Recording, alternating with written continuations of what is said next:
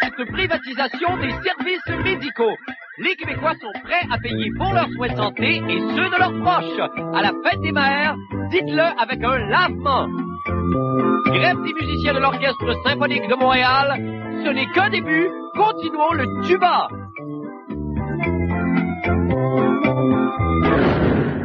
Eh bien, bonne fête du monde et bon mardi, mesdames et messieurs. Tout d'abord, des nouvelles de moi. Vous savez, à mon avis, la fête du monde est plus qu'une émission d'information. C'est, ma foi, un service essentiel, au même titre que les services postaux et Myriam, la slot du bureau. À ce titre, je crois qu'il est de mon devoir de pointer du doigt les maux de notre société. Et aujourd'hui, du bout de mon index dénonciateur, j'accuse notre système de santé. Aïe, donc. Bon. Je le sais, nous le savons, ils le savent, vous le savez, elle le sait aussi, mais elle n'en parle pas souvent. Notre système de santé est excessivement mal en point. Exode de médecins, urgence engorgée, compression budgétaire. Il semble en effet que ce système de santé qui a fait la gloire du Québec pendant des décennies traverse une crise sans précédent. L'État-providence ne sera plus jamais ce qu'il fut. Quant à moi, la santé du Québec ne tient qu'à 3 choses. La prévention. Allons voir ce que suggère notre public par le biais de notre volumineux courrier pour savoir comment se prévaloir des maladies potentielles. Alors, je reprends le refrain populaire en mélangeant bien toutes les lettres de notre courrier. Tourne, tourne, roue de fortune, viens danser, mon bel ami. Et je pige au hasard une lettre dans la grosse cagnotte que voilà. C'est une lettre à la chanceuse. C'est une lettre qui nous vient de la vallée de la Matapédia. Une lettre de Madame Ludmila Katassus, et elle dit « Bonjour, Marc, il n'y a rien de mieux pour se garder en santé qu'un régime d'exercice sévère et rigoureux. Madame Katassus, que ça tombe bien! Allons de ce pas retrouver toute l'équipe de la fin du monde qui m'attend en position de repos afin d'effectuer quelques exercices tirés du populaire album « Le secret de la jeunesse » avec Jean et Jeannette, que voici d'ailleurs, que nous avons retrouvé dans les archives. Est-ce qu'on peut voir la pochette? La voilà. Très bien. Tout le monde est prêt? Allons-y donc. Exercice numéro 19. Vous voulez travailler encore à vous fabriquer une gaine naturelle? Eh bien, couchez sur le dos, bras appuyés au sol le long du corps, jambes tendues et rapprochées, soulevez-les à un pied du sol et battez l'air de vos jambes sans plier les genoux, la gauche et la droite alternativement. On y va? Oui! Battez, battez, battez, battez, battez, battez, battez. Battez, battez, battez, battez, battez, battez, battez, battez.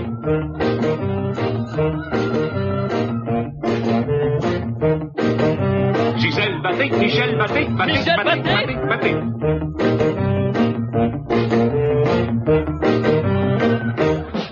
Repos.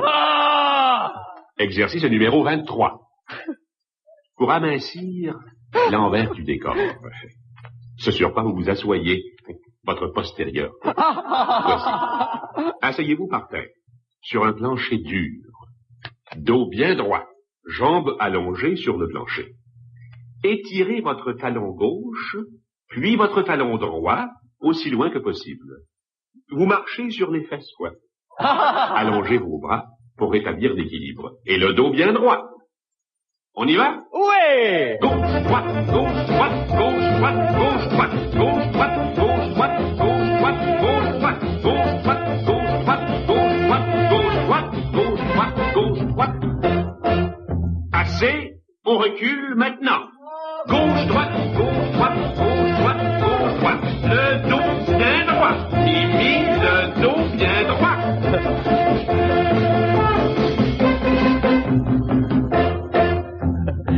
Bravo! Repos. Oui, merci Jean. Eh bien voilà, ma mission est accomplie, mon équipe et mon public sont en santé. Revenez-nous demain. alors que ma mission sera de réunir les 2 chorés en utilisant ma volonté de faire et quelques trombones. Merci à toutes et à tous. Vous avez des corps absolument magnifiques. On peut les regarder encore quelques instants. Magnifique brochette. Maintenant, pour les nouvelles de la fin du monde, eh bien, s'il y a quelque chose qu'on surestime, c'est bien la santé. Contrairement à ce que je viens de vous dire durant les dernières 10 minutes, on peut vivre tout à fait heureux sous une tente à oxygène avec quelques magazines et Myriam, la slot du bureau. Ils s'en vont tous en rapport. Ah, vous ne vous attendiez pas à cela, hein? Mais moi, là, je ne vais jamais où l'on croit que je suis. Peut-on capturer le vent? Peut-on se draper d'un arc-en-ciel? Non. Ben, il en est ainsi de Marc Labrèche et de ses douzaines d'exemples imbéciles. Anyway, pour en revenir à la maudite santé, d'après un sondage Somme la Presse réalisé la semaine dernière auprès d'1 millier de répondants, une majorité de Québécois sont ouverts à une privatisation partielle du système de santé et d'accord aussi pour payer de leur poche afin d'obtenir plus rapidement certains soins. Eh bien, Jean-René Dufort, le bistouri cutie, a mis au banc d'essai son propre système de santé privé. On regarde!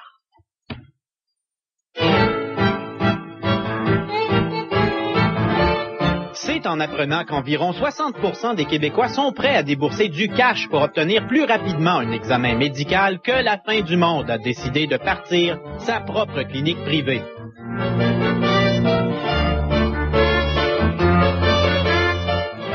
Là où les gens sont le plus favorables à mettre de l'argent, c'est quand, ils appellent ça en anglais le fast track, c'est quand on peut aller plus vite, on peut sauver du temps, on peut réduire l'attente. Non, les Québécois ne sont pas des cheap et désirent se payer des services médicaux à leur hauteur. Température 10 sous, rectale 50 sous, il y a des frais d'amusement, pression 25 sous, chimio 25 sous, bouche à bouche 10 sous, amputation 5 $, le deuxième membre est gratis. Avec ce qui a circulé dans les médias récemment et tout, je pense qu'il y a pas mal de monde qui trouve que le système est un peu essoufflé et que peut-être ça serait une façon de régler des problèmes. Réflexe 25 sous, psychiatrie 1 $, lavement 25 $. Donc, ce que votre sondage dit, c'est qu'on est tanné des décors Mac de 1981 dans les salles d'attente. Oui.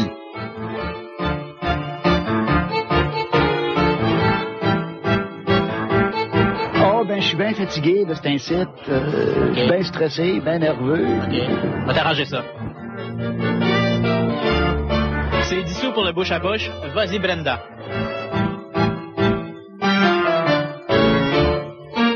Donc, vous vous coucherez pas ce soir en disant, mon Dieu, j'ai foutu le bordel dans le secteur de la santé aujourd'hui. Non, je vais me coucher ce soir en pensant que on a fait le métier qu'on fait et qu'on a suscité un autre débat. Et mon Dieu, tant qu'il y a des débats, ça va pas si mal que ça. Jean-René Dufort, bonsoir. Écoute, on a fait 5 piastres. 5 piastres! Ben, écoute, donc, comme quoi, c'est vrai que les Québécois, et surtout les jeunes, ça a l'air. Les jeunes seraient prêts à l'idée d'abandonner, le système d'universalité de la santé, là, puis seraient prêts à payer de leur propre Oui, mais poche pas pour avoir trop. des soins. 50, 25 piastres, OK. pas plus. Ah, On pas plus paiera que pas ça. la chirurgie cardiovasculaire 500 000 $. Ben non, évidemment, Mais non. évidemment. Mais par étapes, ça pourrait être quelque chose d'envisageable. De toute façon, on y vient. Ça pourrait être quelque chose. Mais tu sais que M. le sondeur a tort. Il a effectivement foutu le bordel. Parce que M. Lucien Bouchard a dit qu'il n'était pas question de privatiser quoi que ce soit. Les soins publics, c'était pour rester. Et il y a Jean Charest, mon préféré, Oui. qui a qualifié le sondage d'intéressant. Oui, évidemment. Et nous, on a hâte que M. Charest dise quelque chose d'autre d'intéressant. Parce que et de juste plus aujourd'hui. profond. Oui, le sondage est intéressant. Le sondage est intéressant. Mais là, ça veut dire, c'est un gros geste politique, ça, j'imagine, pour un gouvernement de dire, OK, ça va, on met nos culottes et on dit que oui, effectivement, une petite consultation, 5 $ minimum une fois, 2 fois. OK, il faut que ça marche comme ça. Là est toute la subtilité. Tu vas voir les politiciens parce qu'on est avant des élections. Je dirais pas quand, mais on est avant des élections. Parce que vous le savez. Je le sais que vous le savez. Non, pousse-moi pas. OK. Et là, ce qu'ils vont dire, c'est oui, on est pour une association privée publique, mais ils diront pas, on est pour vous faire payer 50 piastres de plus. Ça pour eux autres. Et c'est ça le truc. Mais on n'aura jamais le choix. On n'a pas le choix. Ben, c'est ça. Tu vois le paradoxe. Les Québécois veulent payer plus, mais veulent pas se faire dire de payer plus. On est toujours comme ça, nous, hein. Le cul entre deux chaises. Je sais pas. Peut-être la tarte au sucre. C'est peut-être la tarte au sucre, Jean-René. Quelle théorie intéressante. On reviendra là-dessus. Merci infiniment, Jean-René Dufort. C'est beau le Auburn dans vos cheveux. Merci. Alors, on s'en va faire une petite pause et on revient avec d'autres nouvelles. Restez avec nous. Pour habiller, Marc Labrèche, déchaîné! M'en faites une. Ah ben oui, faut laisser une chance à tout le monde.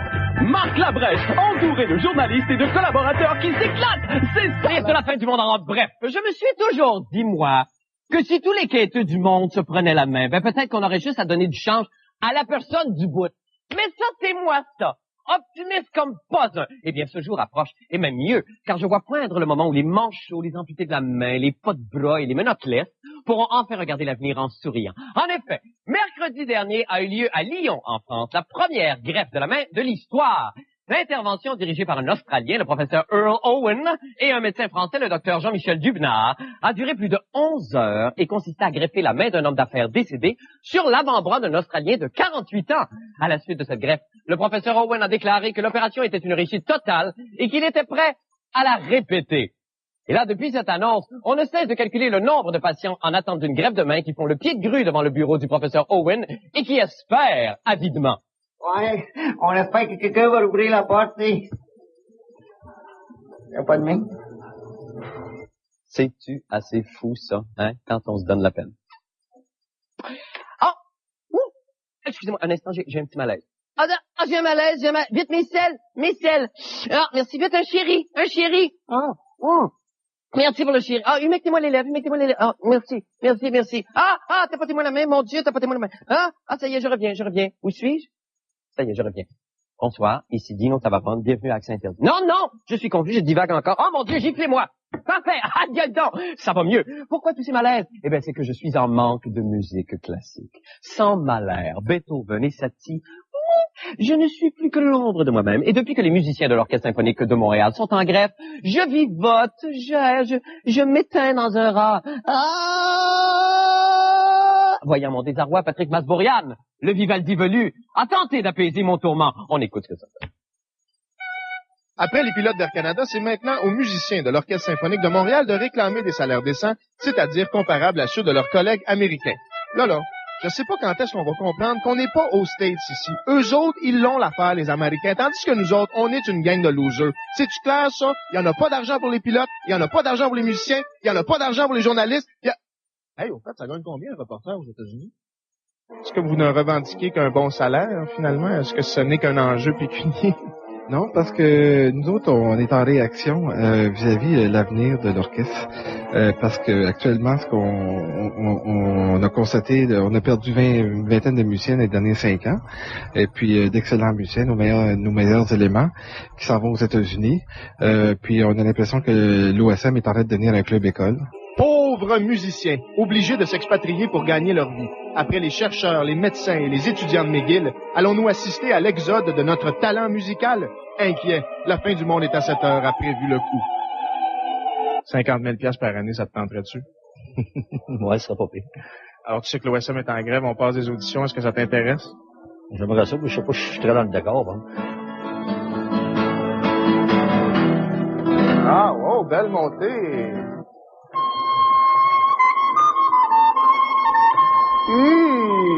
C'était limite. Oh là là! Vous avez faussé, hein? Vous avez faussé.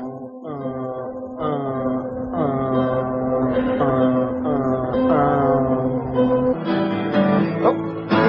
T'avais une petite fausse note, mon Dieu?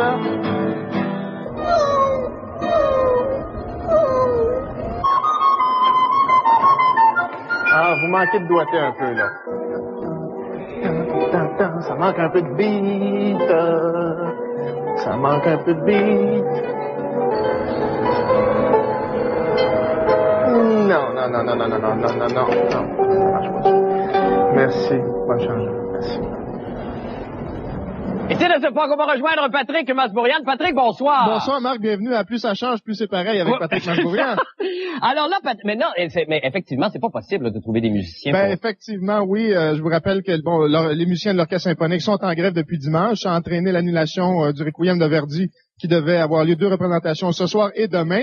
Et donc, si on voulait d'urgence là dans les prochaines heures constituer un orchestre, ce serait difficile. Bon, alors là, évidemment, on peut faire le parallèle avec les Expos de Montréal. Ça a l'air que les joueurs de talent, effectivement, s'en iraient aux États-Unis.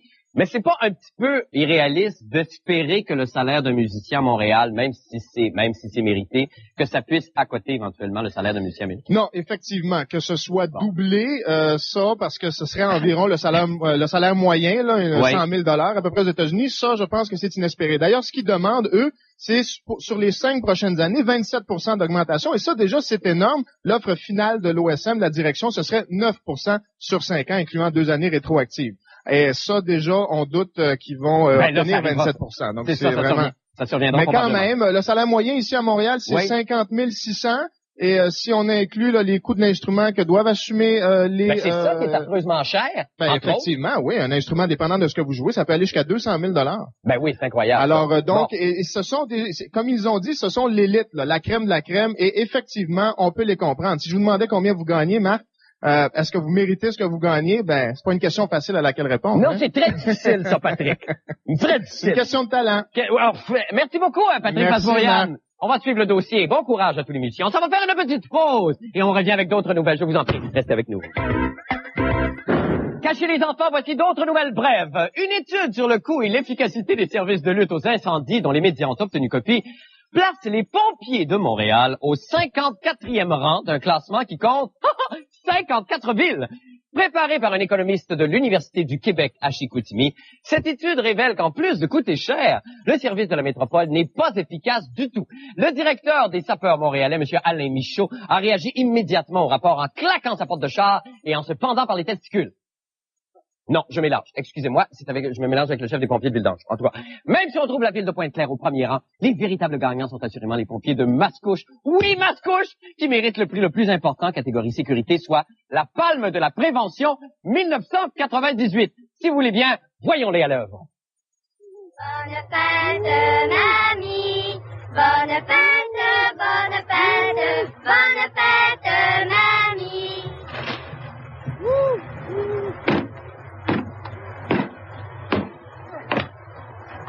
Ça va pas!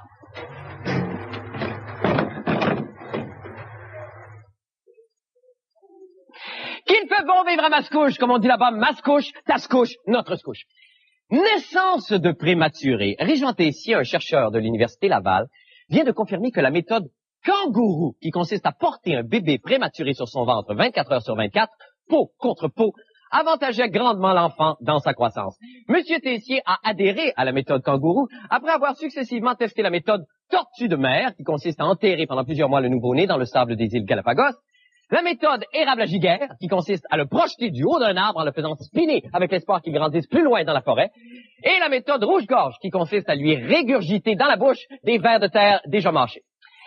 Eh bien, son extérieur feuilleté cache un délicieux centre crémeux. C'est crème pâté trop! Nous avons retrouvé dans les archives. Est-ce qu'on peut voir la pochette? La voilà.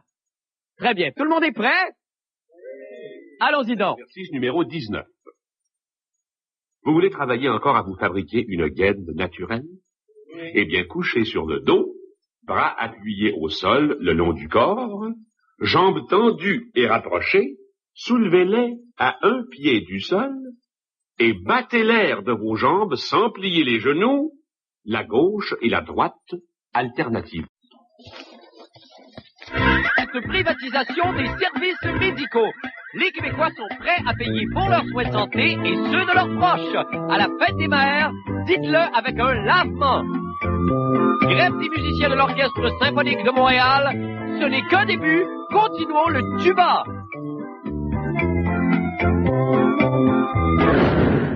Eh bien, bonne fête du monde et bon mardi, mesdames et messieurs. Tout d'abord, des nouvelles de moi. Vous savez, à mon avis, la fête du monde est plus qu'une émission. C'est une lettre qui nous vient de la vallée de la Matapédia. Une lettre de Madame Ludmila Katassus. Et elle dit, bonjour, Marc, il n'y a rien de mieux pour se garder en santé qu'un régime d'exercice sévère et rigoureux. Madame Katassus, que ça tombe bien. Allons de ce pas retrouver toute l'équipe de la fin du monde qui m'attend en position de repos afin d'effectuer quelques exercices tirés du populaire album Le secret de la jeunesse avec Jean et Jeannette, que voici d'ailleurs, que notre confidence ne sera plus jamais ce qu'il fut. Quant à moi, la santé du Québec ne tient qu'à 3 choses. La prévention. Allons voir ce que suggère notre public par le biais de notre volumineux courrier pour savoir comment se prévaloir des maladies potentielles. Alors, je reprends le refrain populaire en mélangeant bien toutes les lettres de notre courrier. Tourne, tourne, roue de fortune, viens danser, mon bel ami. Et je pige au hasard une lettre dans la grosse cagnotte que voilà. C'est une lettre à la chanceuse. L'information, c'est, ma foi, un service essentiel, au même titre que les services postaux et Myriam, la slotte du bureau. À ce titre, je crois qu'il est de mon devoir de pointer du doigt les maux de notre société. Et aujourd'hui, du bout de mon index dénonciateur, j'accuse notre système de santé. Adieu, donc. Bon, Je le sais, nous le savons, ils le savent, vous le savez, elle le sait aussi, mais elle en parle pas souvent. Notre système de santé est excessivement mal en point. Exode de médecins, urgence engorgée, compression budgétaire. Il semble en effet que ce système de santé qui a fait la gloire du Québec pendant des décennies traverse une crise sans précédent. L'État